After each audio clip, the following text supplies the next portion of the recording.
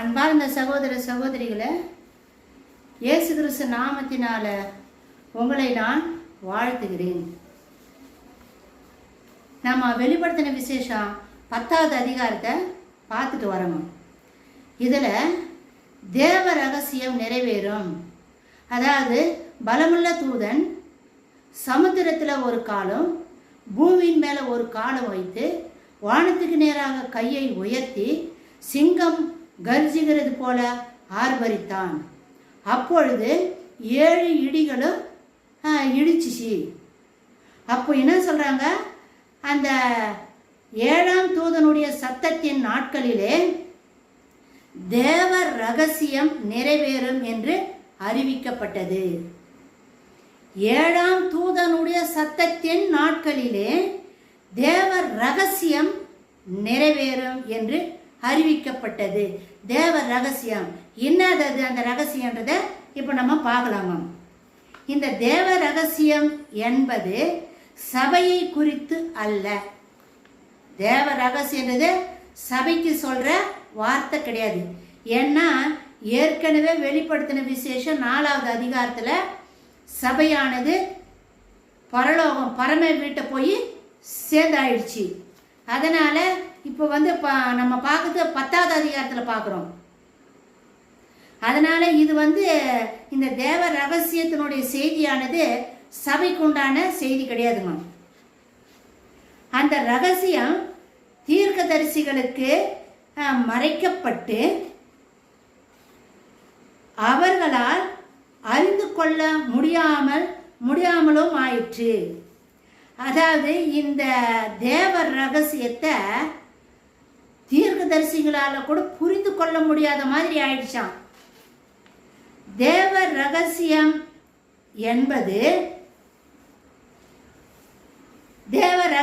என்பது மனிதனுடைய வீழ்ச்சிக்கும், அதாவது மனிதனுடைய வீழ்ச்சி ஏற்படவும் ஆதி பெற்றோருக்கு தேவன் தனக்கு கொடுத்திருந்த இந்த பூமியின் மேல் உள்ள அதிகாரமும் ஆளுகையும்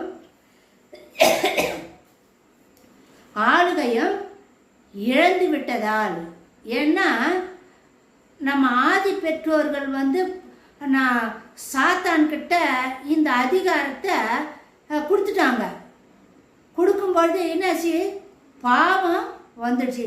இப்படி தன்னுடைய அதிகாரத்தை ஆளுகைய சாத்தான்கிட்ட கொடுத்துட்டதுனால இதன் விளைவாக இந்த உலகத்திற்குள் பாவம், வேதனை, மரணமும் ஏற்படவுமான நிலை உருவாக்கப்பட காரணமான சூழ்நிலையை ஏற்படுத்தும்படி ஏன் தேவன் சாத்தானை அனுமதித்தார் என்கின்ற மர்மமே பழைய ஏற்பாட்டு தீர்க்கதரிசிகளுக்கு தேவன் அவரது ஆதிக்கு உட்பட்ட குறித்த வேளையில் இந்த ரகசியத்தை வெளிப்படுத்த போவதாக கூறியிருந்தார். ஏன் உலகத்துல ஏன் பாவம் வந்துச்சு? சாத்தானே அவன் பரலோகத்தில் இருந்து வந்தான். அப்போ பரலோகத்தில் இருந்தவன் பரிசுத்தமா இருக்கிற ஒரு இடம் எப்படி பாவம் வந்துச்சாங்க? இதெல்லாமே ஒரு ரகசியம்தான். இது தேவனுடைய ரகசியம். இது யாருக்கும் தெரியாதுங்க. ஆதி ஆகமா. ஆனால் கடவுள் என்ன சொல்றாரு, நம்ம பழைய ஏற்பாட்டு காலத்து தீர்க்கதரிசிகளுக்கெல்லாம் இதை வெளிப்படுத்த போவதாக, இந்த ரகசியத்தை வெளிப்படுத்த போறதாக சொல்லியிருக்கிறாரு. பழைய ஏற்பாட்டு தீர்க்கதரிசிகளுக்கு சொல்லியிருக்கிறாரு. ஆதி ஆகமம் 11வது அதிகாரம் முதல் வெளிப்படுத்தின விசேஷம் வரைக்கும் நடக்கும் எல்லா சம்பவங்களும் உட்படுத்தும் இந்த 7வது எக்காலம் தொனிக்கின்ற பொழுது தேவ ரகசியம் நிறைவேறி முடியும். இந்த 7வது எக்காலம் தொனிக்கும் பொழுது தான் இந்த ரகசியம் ஏன் பாவம் இந்த பூமிக்கு வந்துச்சு? கடவுள் ஏன் அனுமதித்தார்? பாவத்தை, மரணத்தை, தீமைய எதுக்கு கடவுள் அனுமதித்தார் அப்படின்ற அந்த விஷயம், அந்த செய்தி, அந்த ரகசியம் 7வது எக்காலம் தொனிக்கும் பொழுது, 7வது எக்காலம் எப்போ தொனிக்கும்? 3 வருஷம் கடைசியில், அதாவது 1000 ஆண்டு ஆட்சி வரத்துக்கு கிட்ட. அந்த 7 வருஷம் இருக்குது இல்லையா உபத்திரவம், அந்த கடைசி பகுதியில் தான் இந்த ரகசியம் வெளிப்படுத்துவாராம் கடவுள். தேவ ரகசியத்தை எக்காலம் தொனிக்கின்ற பொழுது தேவ ரகசியம் நிறைவேறி முடியும். ஏனென்றால் அக்கிரமத்தின் ரகசியம் என்று சொல்லப்படுபவனான அந்தி கிறிஸ்து இங்க 10வது அதிகாரத்தில் தேவ ரகசியம் அப்படின்னு வருது. ஆனா பவுல் 2 தெசலோனிக்கர் 2வது அதிகாரம் 6-10 வசனத்துல அவர் என்ன எழுதுறாருன்னா, அக்கிரமத்தின் ரகசியம் அவர் எழுதுறாரு. அக்கிரமத்தின் ரகசியம் பாவ மனுஷன், அந்தி கிறிஸ்து. அவன் தான் அக்கிரமத்தின் ரகசியம், பாவ மனுஷன் என்று சொல்லப்படுபவனான அந்தி கிறிஸ்து வெளிப்படுவான். அந்தி கிறிஸ்துவுக்குள் பாருங்க, அந்தி கிறிஸ்து ஒரு மனுஷன். இந்த பூமியில மனிதனை, நம்மளை போல மனிதனை பிறந்திருக்கிறவன். சாத்தான் மானுட அவதாரம் கொள்வான். எப்போ? சாத்தான் மனித உருவெடுப்பானாம். நம்ம ஆண்டவராகிய இயேசு கிறிஸ்து பரலோகத்திலிருந்து இந்த பூமிக்கு மனிதனா பிறந்தாரு, மனித அவதாரம் எடுத்தாரு. அவர் வெளியே பார்வைக்கு தோற்றத்தில் மனிதன், மனித உருவம். ஆனா அவருக்குள்ள தேவன், கடவுளா இருந்தார். தோற்றத்துக்கு மனிதனாகவும் உள்ள அவருக்குள்ள கடவுளாகவும் இருந்தார். வெளி தோற்றத்தில் இருக்கிற மனிதனை தான் மக்கள் பார்த்தாங்க. அந்த உள்ள இருக்கிற அந்த தெய்வீக சுவாபத்தை, அந்த கடவுளை யூதர்களால பார்க்க முடியல. எப்படி இயேசுசாமி மனிதனா பிறந்து தெய்வமா இருந்தாரோ, அதே போல அந்தி கிறிஸ்து மனிதனா, அந்தி கிறிஸ்து மனுஷன். அவன் முழுக்க முழுக்க உள்ள சாத்தானா மாறணும். எப்படி இயேசுசாமிக்கு உள்ள தேவனுடைய சுவாபம் கடவுளாய் இருந்தாரு, அதே போல இந்த இடத்துல அந்தி கிறிஸ்துவுக்குள்ள சாத்தான் மனித அவதாரம் எடுக்கணும், மனித அவதாரமா வரணும். அவன் அப்படி அவன் மனித அவதாரமா இந்த பூமியில வரத்துக்கு முன்னாடியே அவன் மேல உட்காந்துக்கிறான், 2வது வானத்துல உட்காந்துக்கிறான். அங்கிருந்து அவன் கீழே தள்ளப்படணும்.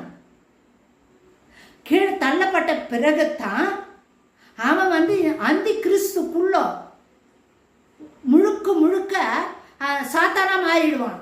அந்தி கிறிஸ்து தோற்றத்தில் மனிதன், ஆரம்பத்தில் மனிதன், அந்த சாத்தானுடைய சுவாபம் எல்லாம் இருக்கும்.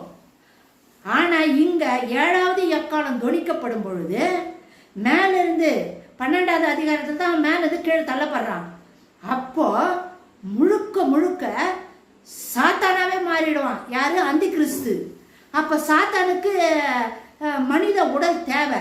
எப்படி இயேசுசாமிக்கு மனித உடல் தேவைப்பட்டதோ, அதே மாதிரி அந்தி கிறிஸ்து கூட இந்த சாத்தானுக்கு ஒரு உடல், மனித உடல் தேவை. அந்த 3 வருஷத்துல மேலிருந்து தள்ளப்படும் பொழுதுதான் இவன் இந்த அந்தி கிறிஸ்துக்குள்ள முழுக்க முழுக்க சாத்தானா மாறிடுவான். தோற்றத்துக்கு மனுஷன், உள்ள சாத்தான். இதற்கு பின்பு சாத்தான் வானலோகத்திலிருந்து கீழே தள்ளப்படுவான். அந்தி கிறிஸ்து அழிக்கப்படுவதும் சாத்தான் என்று சொல்லப்படுகின்ற பழைய பாம்பாகிய லூசி பிசாசை சங்கிலிகளால் கட்டி பாதாளத்தில் அடைக்கப்படுவதும், இந்த பூமியில் 1000 வருட அரசாட்சி நிறுவப்படுவதும், தீர்க்கதரிசிகளுக்கு கொடுக்கப்பட்ட வாக்குத்தத்தமான பூமியில் சமாதானமும் நீதியும் ஆளுகை செய்யும் என்கின்ற தேவ வார்த்தை நிறைவேறும். மேலும் பூமியானது அக்கினியினால் மறுமுறை சுத்திகரிக்கப்பட்டு புதிதாக்கப்பட்ட பின் மீட்கப்பட்ட மனுகுலம் அத்தகைய புதிதாக்கப்பட்ட மீட்டெடுக்கப்பட்ட பூமியில் குடியேறும்.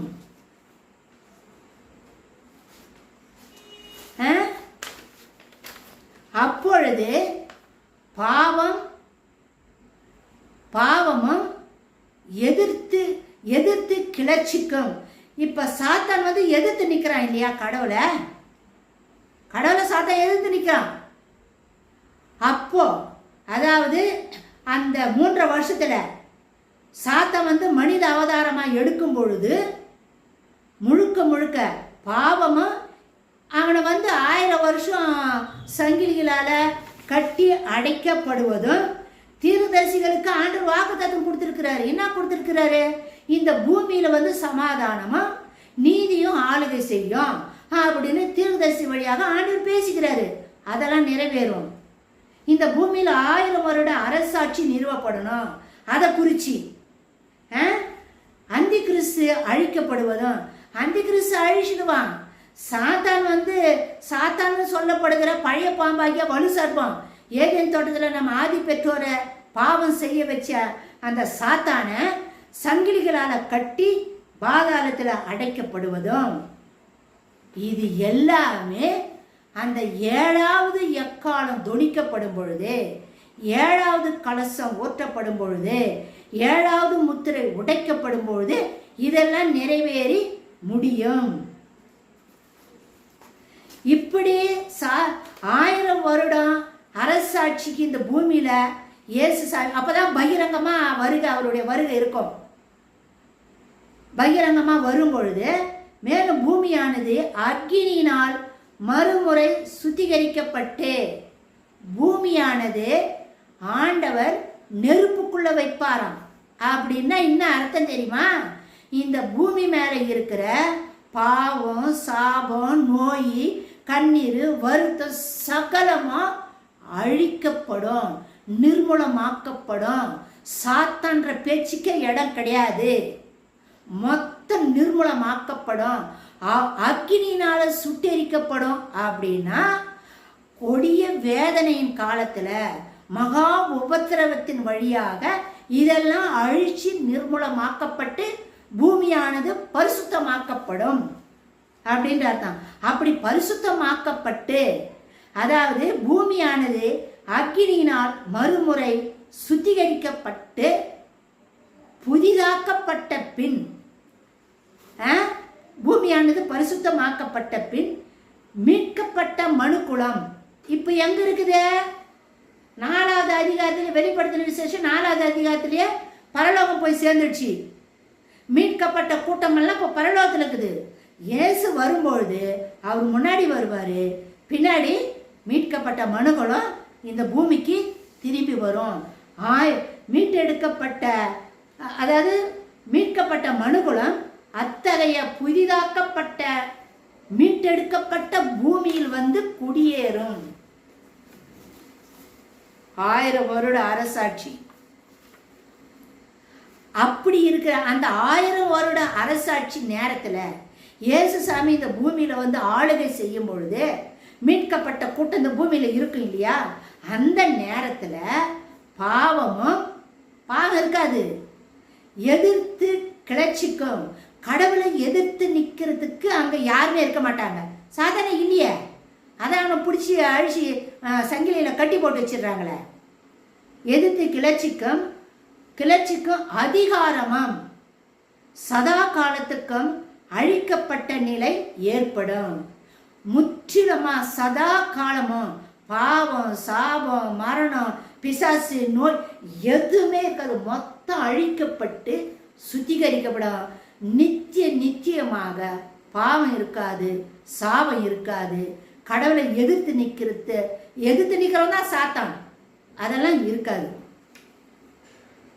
ஏன் பாவமானது இவ்வுலகத்தை அதம் பண்ண அனுமதிக்கப்பட்டது? பாவமானது இவ்வுலகத்தை அதம் பண்ண, பாவத்தால இந்த பூமியை நொறுக்கி அழிச்சு சீரழிச்சு சின்ன பின்னமா ஆக்கிறதுக்கு பாவம் தான் இதெல்லாம் செய்யுது. பாவம்ன்றதான் சாத்தான். ஏன் பாவமானது இவ்வுலகத்தை அதம் பண்ண அனுமதிக்கப்பட்டது என்பதான தேவ ரகசியம் வெளிப்படையாகி நிறைவடையும். தேவ ரகசியம் முற்று பெற்று விடுகின்றது. நம்ம கூட கேட்டுங்கிறோம், சாத்தான கடவுள் சிலுவையில் அழிச்சிட்டாரு தான். ஏன் இன்னும் பாவம் இருக்குது, இன்னும் நோய் இருக்குது, இன்னும் சோதனை இருக்குது, இன்னும் யுத்தங்கள், போராட்டங்கள், கொலை எல்லாமே இந்த பூமியில் இருக்குது. அதை பண்ணிட்டோம், முடிச்சிட்டாருன்னு நம்ம படிக்கிறோம். இயேசு சாமி சிலுவையில் முடிச்சிட்டாரு, ஆனா இன்னும் பூமியில் இருக்குது அது. இதெல்லாம் ஏன் கடவுள் இப்பேற்பட்ட பாவத்தை இந்த பூமியை அதம் பண்ண அனுமதித்தார் அப்படின்ற ரகசியம் 7ஆம் தூதன் எக்காலம் ஓதப்படும் பொழுது, 7வது கலசம் இந்த பூமியில கொட்டப்படும் பொழுது இந்த தேவ ரகசியம் நிறைவேறும். இந்த தேவ ரகசியம் வெளிப்படுத்தப்படும். கடவுள் தான் இந்த ரகசியத்தை வெளிப்படுத்துவாரு. வெளிப்படுத்தி நிறைவடையும். தேவனுடைய ரகசியம் முற்று பெற்றுடும், முடிவடைந்து விடும். அப்படின்னா அந்த தேவ ரகசியம்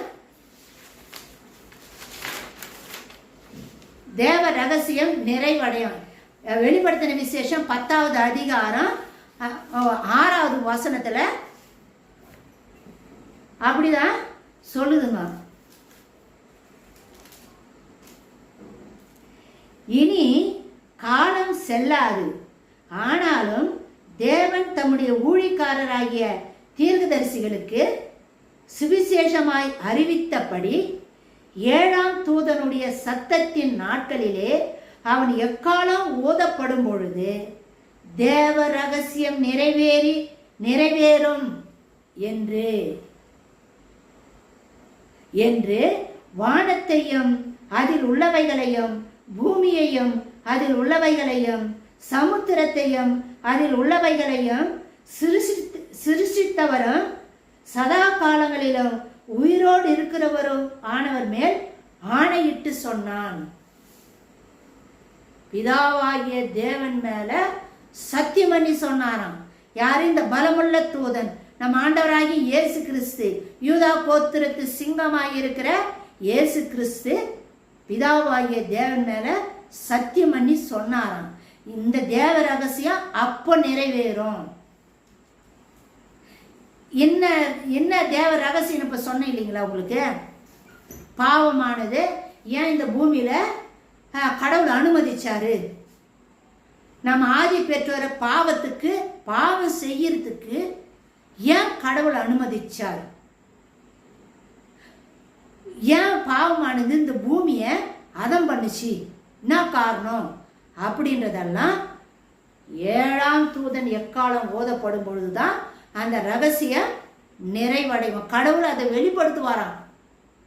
ஏன் இன்னத்துக்கு நான் அனுமதிச்சேன்? சாத்தான் கூட எப்படி பரலோகத்துல அவன் எப்படி தள்ளப்பட்டான் அப்படின்ற காரியமெல்லாம் அப்பதான் ஆண்டவர் வெளிப்படுத்துவாராம். அப்பதான் தேவனுடைய ரகசியம் நிறைவேறும் அப்படின்றதான் வெளிப்படுத்தின விசேஷம் 10வது அதிகாரம் 6வது வசனம் சொல்லுதுங்க. இதோட நம்மளுக்கு இந்த 10வது அதிகாரம் வெளிப்படுத்தின விசேஷம் முடிஞ்சிடுச்சுங்க. அடுத்தது நம்ம 16வது அதிகாரத்துக்கு நம்ம போக போகிறோம். அதில் வந்து தேவாலயம் கட்டப்படுகிற நிகழ்ச்சியும் 2 சாட்சிகள் அதை பற்றி எழுதியிருக்குது. அதை பற்றி நம்ம வருகின்ற அடுத்து வர வீடியோவில் எல்லாம் நம்ம பார்க்கலாம். ஆர்வமாக காத்துட்டு இருக்கேன். வேதத்தை தயவு செய்து பாருங்கள். நான் ஏற்கனவே போட்டிருக்கிற அந்த பழைய வீடியோவெல்லாம் தயவு செய்து கொஞ்சம் பாருங்கள். அடைக்கல பட்டணமும் இயேசு கிறிஸ்து ரத்தமும் அப்படின்னெல்லாம் இருக்குங்க. நிறைய விஷயத்தை பேசியிருக்கிறேன். அதை பற்றியெல்லாம் நீங்கள் கொஞ்சம் தெரிஞ்சுக்கினீங்கன்னாக்கா இனி வர 11வது அதிகாரமாக 12வது அதிகாரம் படிக்கும்போது நம்மளுக்கு ஈஸியாக இருக்கும். அதில் இருக்கிற செய்தி தான் நான் முன்னாடியே எடுத்து உங்களுக்கு சொல்லிக்கிறேன். அதனால் கொஞ்சம் அதை பாருங்கள். இந்த செய்தி இதோட முடியுது. அடுத்த நிகழ்ச்சி நம்ம 16வது அதிகாரத்துக்குள்ள நம்ம பார்க்கலாம். எல்லாருக்கும் இந்த செய்தியை ஷேர் பண்ணுங்கள், சப்ஸ்கிரைப் பண்ணுங்கள், பெல் ஐக்கானை டச் பண்ணுங்கள், கமெண்ட்ஸ் கொடுங்க. ஆதியாகமம் 1வது வசனம் 1வது அதிகாரம் 2வது வசனத்தில் நீங்கள் படித்து தியானம் பண்ணுங்கள். உங்களுக்கு ஆண்டவர் என்ன பேசுகிறாரு அதை நீங்கள் எனக்கு கமெண்ட்ஸில் சொல்லுங்கள், நானும் தெரிஞ்சுக்கிறேன் அப்படின்னு உங்கள்கிட்ட நான் சொல்லியிருந்தேன். கண்டிப்பாக நீங்கள் படிச்சிருப்பீங்கன்னு நான் நம்புகிறேங்க. உங்களுக்கு என்ன ஆண்டவர் வெளிப்படுத்தினார் நான் ரொம்ப ஆர்வமாக இருக்கிறேங்க அதை தெரிஞ்சுக்கிறதுக்கு. என்கிட்ட மட்டும் இல்லை, நிறைய பேர்கிட்ட ஆண்டவர் பல காரியங்களை பேசுகிறாருங்க. அதை தெரிஞ்சுக்கிறதுக்கு நானும் ஆவலாக இருக்கிறேன். உங்கள் செய்தியை கமெண்ட்ஸில் சொல்லுங்களேன். மாறனாத